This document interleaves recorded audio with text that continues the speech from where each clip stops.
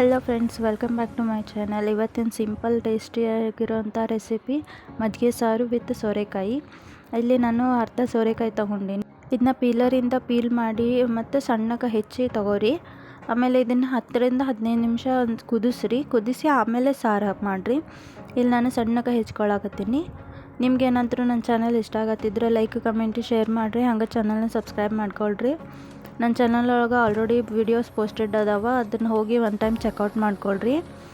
After delivery ಏನೇನು ತಿನ್ನಬೇಕು ಏನು ತಿನ್ನಬಾರ್ದು ಅದು ವಿಡಿಯೋ ಪೋಸ್ಟ್ ಮಾಡೀನಿ. ಇವಾಗ ಈ ಸೋರೆಕಾಯಿನ ಒಂದು ಡಬ್ರಿ ಒಳಗೆ ಹಾಕ್ಕೊಳತ್ತೀನಿ. 1ರಿಂದ 2 ಸತ ಸ್ವಚ್ಛಗೆ ತೊಳೆದು ಅದಕ್ಕೆ ಒಂದು ಸ್ವಲ್ಪ ನೀರು ಹಾಕಿ ಕುದಿಯೋಕೆ ಇಡ್ರಿ. ಆಮೇಲೆ ಇಲ್ಲೊಂದು ಮಿಕ್ಸಿ ಜಾರ್ನಾಗ ಒಣಗಿದ್ದಂಥ ಕೊಬ್ಬರಿ ತೊಗೊಂಡಿನಿ. ನೀವು ಹಸಿದು ತೊಗೋಬೋದು. ನಾನಿಲ್ಲಿ ಚಲೋ ಬಿಸಿಲಾಗ ಒಣಗಿತ್ತದು. ಆಮೇಲೆ ಇಲ್ಲಿ ಪುಟಾಣಿ ಹಾಕೀನಿ, 3 ಮೆಣ್ಸಿನ್ಕಾಯಿ ಹಾಕೀನಿ. ಅದು ಖಾರ ಎಲ್ಲ ಅದಕ್ಕೆ 3 ತೊಗೊಂಡೀನಿ. ಆಮೇಲೆ ಜೀರಿಗೆ ಮತ್ತು ಕರಿಬೇವು ಹಾಕೀನಿ, ಅರಿಶಿನ ಹಾಕೀನಿ. ಇದನ್ನೆಲ್ಲನೂ ಫೈನ್ ಪೇಸ್ಟ್ ಮಾಡಬೇಕು. ಇವಾಗ ಇಲ್ಲಿ ಒಗ್ಗರಣೆಗೆ ಒಂದು 2ರಿಂದ 3 ಚಮಚ ಆಗೋಷ್ಟು ಎಣ್ಣೆ ಹಾಕ್ಕೊಂಡೀನಿ. ಸಾಸಿವೆ ಹಾಕೋರಿ. ಸಾಸಿವೆ ಚಟಪಟ ಆದಮೇಲೆ ಜೀರಿಗೆ ಹಾಕೋರಿ.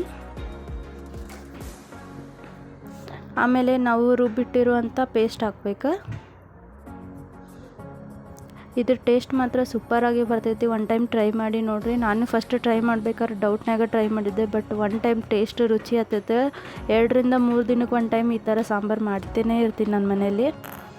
ಹಾಗೆ ಸ್ವಲ್ಪ ಉಪ್ಪು ಹಾಕ್ರಿ. ಆಮೇಲೆ ಬೇಯಿಸಿದ್ದಂಥ ಸೋರೆಕಾಯಿ ಹಾಕ್ರಿ. ಇದಕ್ಕೆ ಹಾಕಿ ಸ್ವಲ್ಪ ಮಿಕ್ಸ್ ಮಾಡಿ ಗ್ಯಾಸ್ ಆಫ್ ಮಾಡಿ ಇಡ್ರಿ. ಸ್ವಲ್ಪ ತಣ್ಣಗಾಗಿಂದ ಇದಕ್ಕೆ ಮಜ್ಜಿಗೆ ಕಡಿದಿಟ್ಕೊಂಡಿದ್ದೆ, ಅದು ಮಜ್ಜಿಗೆ ಹಾಕೋರಿ. ಮಜ್ಜಿಗೆ ಸ್ವಲ್ಪ ಹುಳಿ ಇದ್ರೆ ಟೇಸ್ಟ್ ಇನ್ನೂ ರುಚಿಯಾಗಿ ಬರ್ತೈತಿ. ನಂದು ಹುಳಿ ಮಜ್ಜಿಗೆ ತೊಗೊಂಡಿದ್ದೆ, ಇನ್ನೂ ಟೇಸ್ಟ್ ಸೂಪರಾಗಿ ಬಂದಿತ್ತು. ಇವತ್ತಿನ ಸಿಂಪಲ್ ಆ್ಯಂಡ್ ಟೇಸ್ಟಿಯಾಗಿರೋಂಥ ರೆಸಿಪಿ ರೆಡಿ ಆಗೈತಿ. ನಿಮ್ಗೆ ಇಷ್ಟ ಆದ್ರೆ ಲೈಕ್, ಕಮೆಂಟ್, ಶೇರ್ ಮಾಡಿರಿ. ಹಂಗೆ ಚಾನಲ್ನ ಸಬ್ಸ್ಕ್ರೈಬ್ ಮಾಡಿರಿ. ಹೆಂಗಾಗೈತಿ ಅಂತ ಕಮೆಂಟ್ ಮಾಡಿರಿ. Thank you.